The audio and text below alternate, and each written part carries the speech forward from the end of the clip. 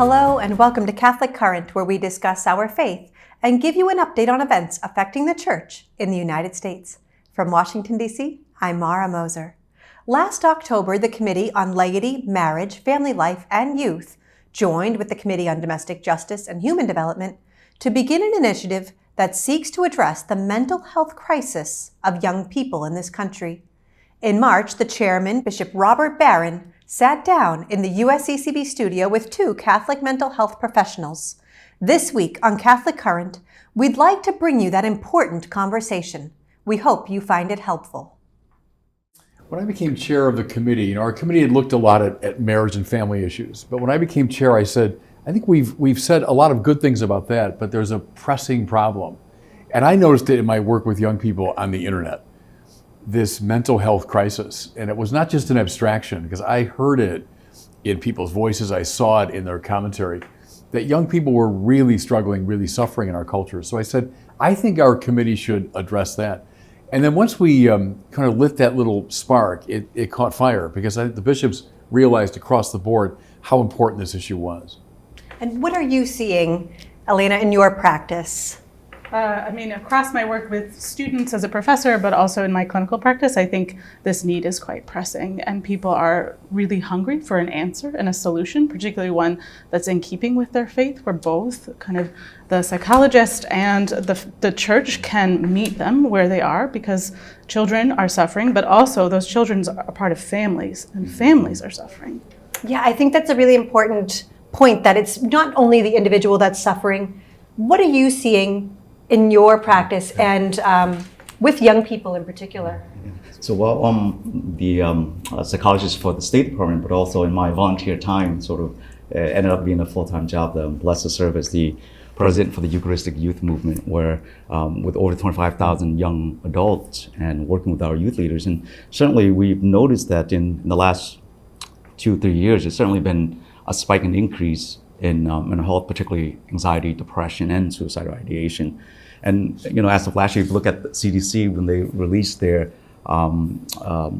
adolescent or youth risk behavior survey, and they sort of do this on a longitudinal basis for the last 30 years or so, where they study trends and pattern. And particularly with this last several years, mental health just been spiking off the roof. And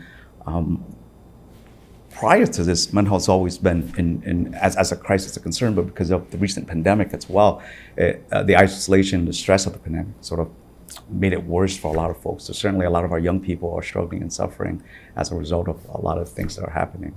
And the pandemic kind of intensified something already existing. That's your experience. Definitely. How would you put your finger on that? So go back behind the pandemic. Right. What were the features? Yeah. I'm looking at the social media world and all that, but what's your take on what was prompting this? As a human being, and certainly too from our theological teachings, that God created us, designed us to be sort of social beings. We're designed to have relationship with one another. And so when you look at the core of anxiety, depression, and suicidality, sort of at the crux of it is this lack of meaningful relationship. And so during the COVID pandemic, because of the social distancing, the strict rules and policies of homeschool and what have you, our young teens, young adults, they now no longer have the opportunity to get together with their peer group, recreational activities, outings, and really they result to just what's available on the internet. And while it serves as an outlet, whether a meaningful outlet for our young teens to engage in, that's certainly it's a point of concern as well.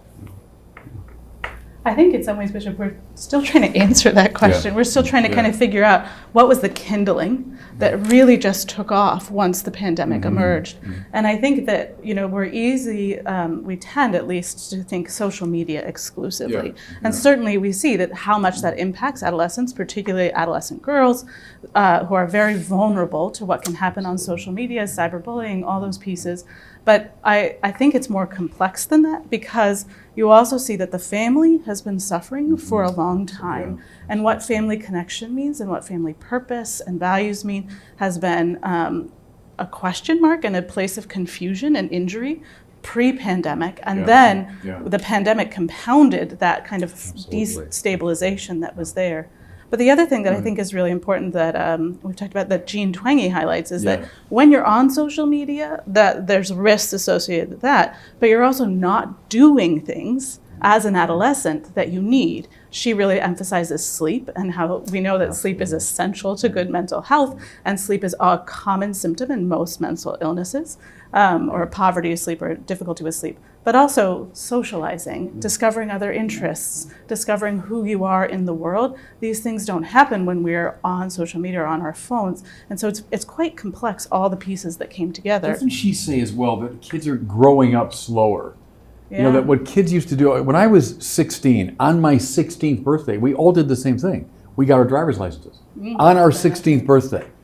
And she was saying how younger kids now, they don't do that at all. They wait till much later. Right. Or things like dating and a lot of forms of socialization that we were doing much younger, they're waiting. Adulting becomes a later thing.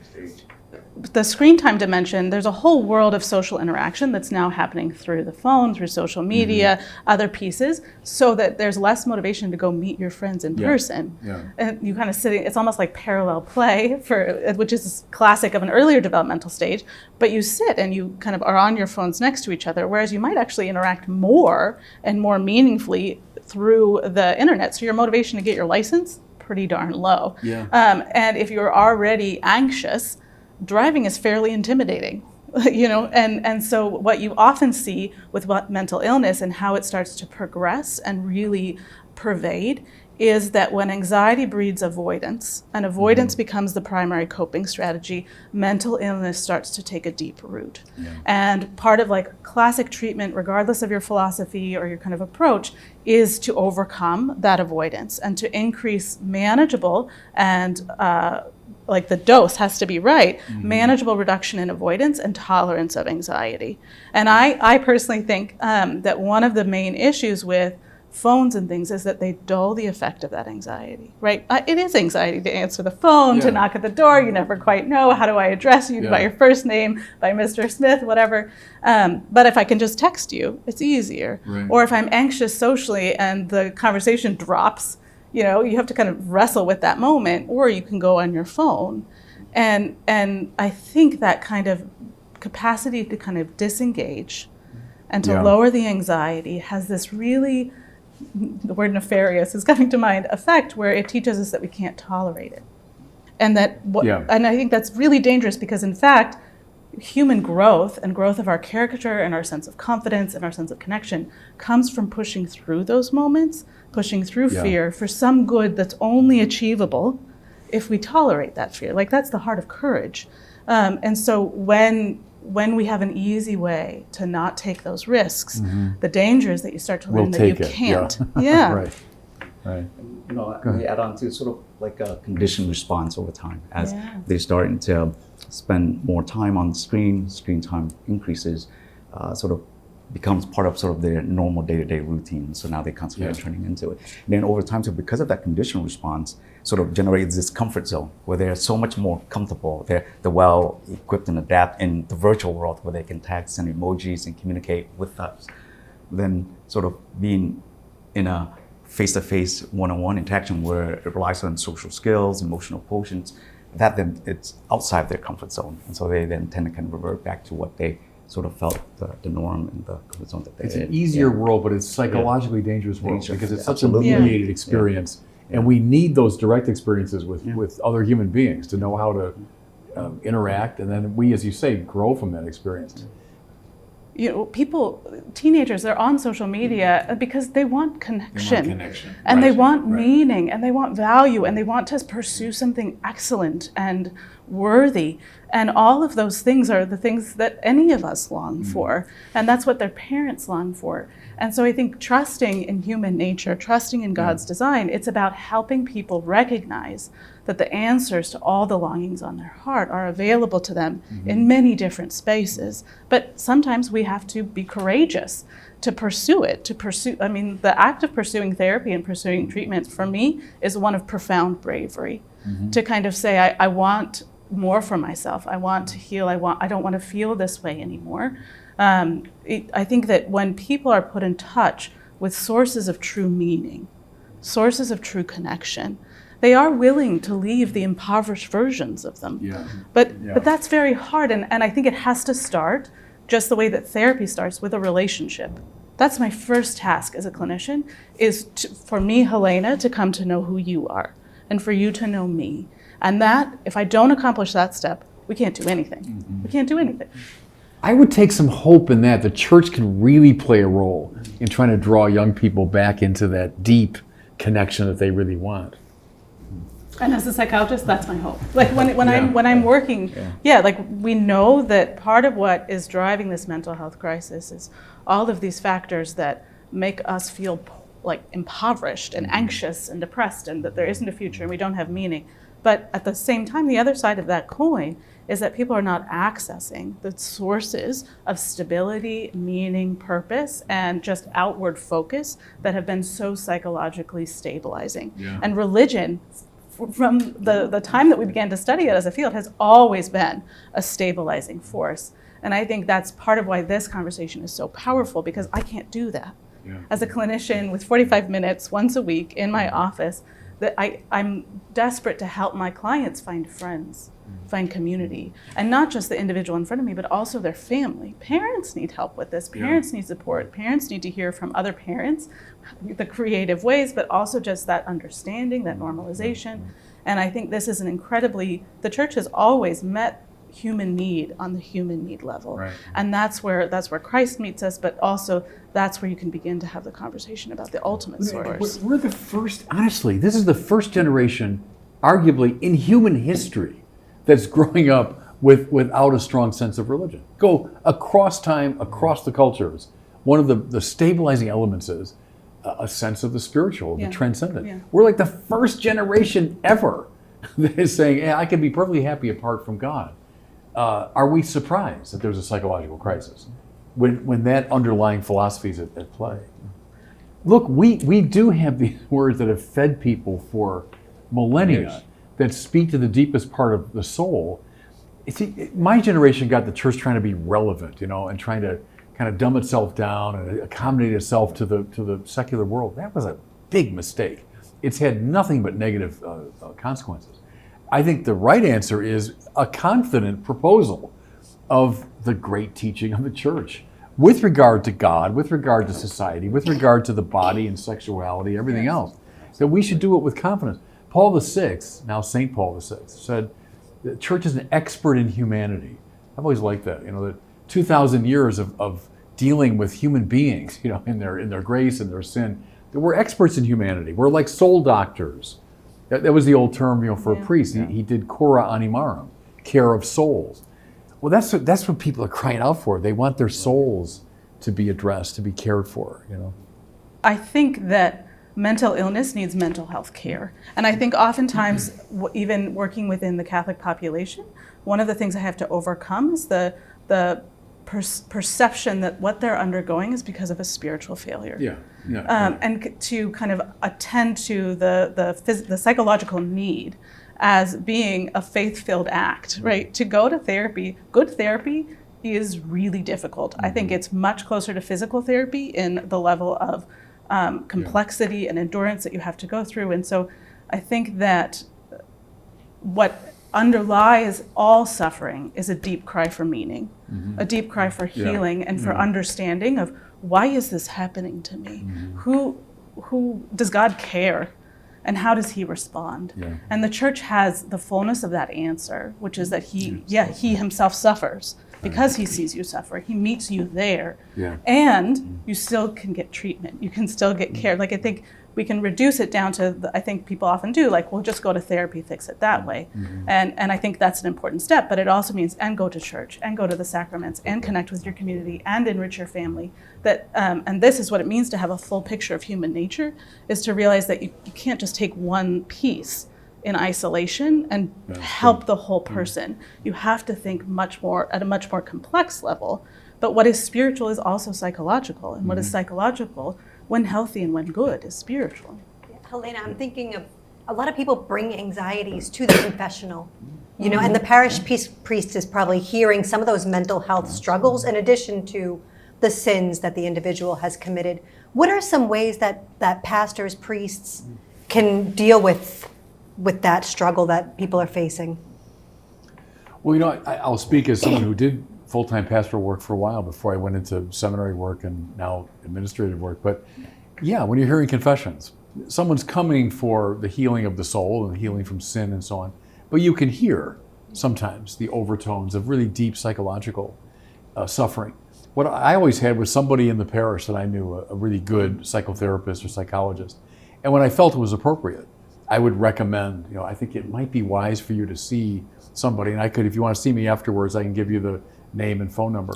So I always had kind of in those days, Rolodex, the name of a good psychotherapist.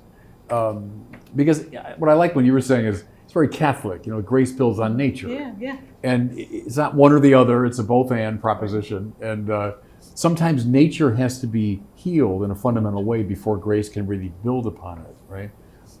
So they're always interrelated. But that's what I did pastorally. And I think it's great that you are able to have that resources within your diocese. And I'm just sort of, thinking on a macro level, would that be something that we as the church can sort of head towards in that direction, where sort of having a mental health provider within each diocese, where then we potentially can also help, priests, seminarian, religious, but also youth ministry members sort of just understand the basic of mental health or mental health first aid. To that extent, where when they see or hear symptoms, they can then recognize and be able to direct those to whom they may need.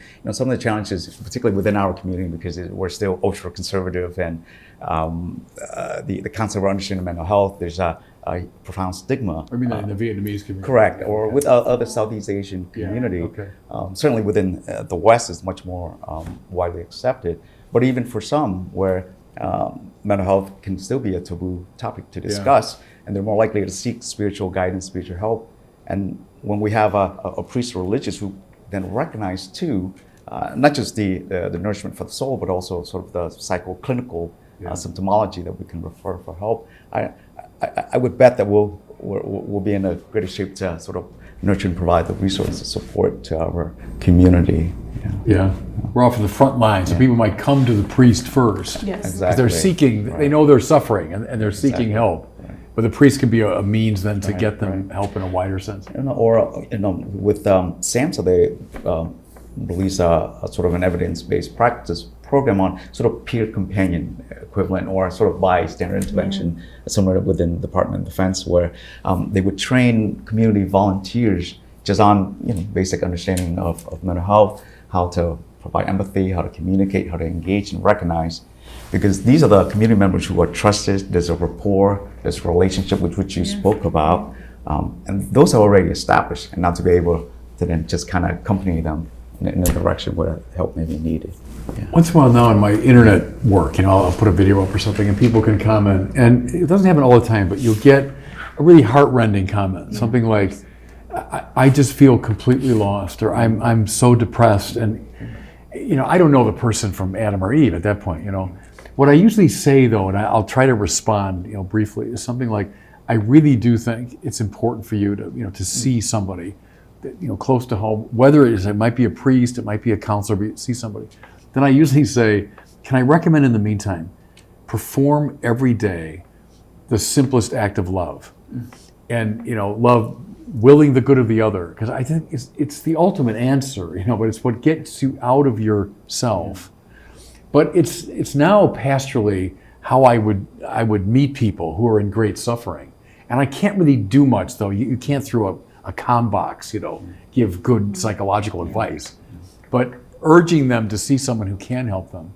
But in the meantime, perform a simple act of love. Thank you, definitely, Bishop. First, really, thank you for this wonderful opportunity to not only to be here, but also thanks to you and the USCCB in bringing this very important topic to the forefront. And to all of our young people, sort of stress is inevitable. All of us sort of encounter certain stress in some different phase of moment in time. But know that you're not alone, and that there are resources, and that when we turn to prayer, when we turn to good deeds, when we turn to gratitude, and we turn to sort of the resources that are available, we often can channel in and find the grace within God to continue on. And for all of our parents and those working with young children, often engage with our young adults. Often the relationship that we talk about, which is at the core of a lot of these different mental health concerns, often that's missing. And so when we engage with our young adults, then we're more keen on in the when sort of any behavior that may be deviant from the norm, and that's your key, that's your cue, and that's our young people reaching out and calling for help. And the more we recognize that, the better it is that we can accompany and connect and refer to resources as needed. But thank you for the opportunity, Bishop. Any closing words you'd like to add? I want to echo the gratitude for just how important I think this conversation is, and this kind of demonstration of this dialogue between psychologists and the church, and psychologists in the church. I think there are kind of two things that stand out to me that I want people to know. The first is that healing is possible. I think that is one of the deep sources of suffering, of mental illness, is this, for us it's a symptom, it's diagnostic. Is there a hopelessness? And that is the fruit of acute suffering. And I always want to be clear that we have made incredible strides in the field of psychology. We're working other things out, but that depression, anxiety, that suicidal thoughts, suicidal attempts, these are all treatable. And it's an honor to be part of that process and see that people can really make incredible progress. But the other thing that I want them to know, maybe two other things. First of all, that each of those adolescents and they're necessary.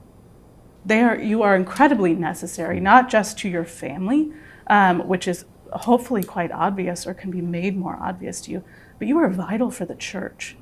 We need each person. Each person has something that only they can offer. And I think that if we can help people attend to that reality, it's just transformative, and it really moves us through suffering in a way that nothing else can. And that is how Christ made you, is because you are necessary. But the last thing I'll say is the honor of being a professor is I have this incredible position where I get to see all these people who are responding to the suffering that this crisis that we're talking about. I had interview day for applicants to our program a couple of days ago, and people who come because their friends have been suicidal. It's not just each person is suffering, but also then their friends are witnessing this, and that's damaging. But people are responding to this call. People want to enter into this work. There are Catholic therapists who care deeply and want to minister to those who are suffering and their families.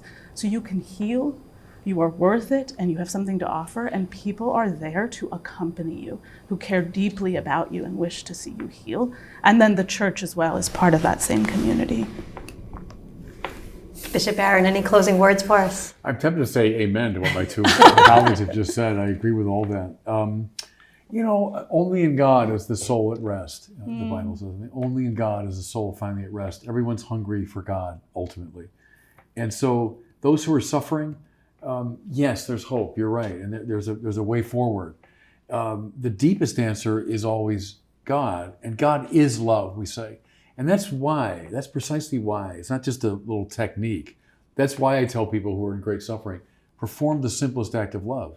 Because that connects you automatically to God, to the deepest source of meaning in life.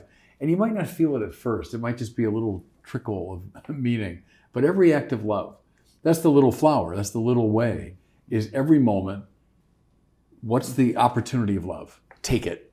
There's opportunity to love, opportunity to become caved in on yourself.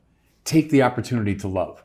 And that will connect you to the deepest sources of meaning, to God. Yeah. So that's my last word, I guess, is love is the deepest answer because we're wired for God. Yeah. Thanks for joining us for this edition of Catholic Current.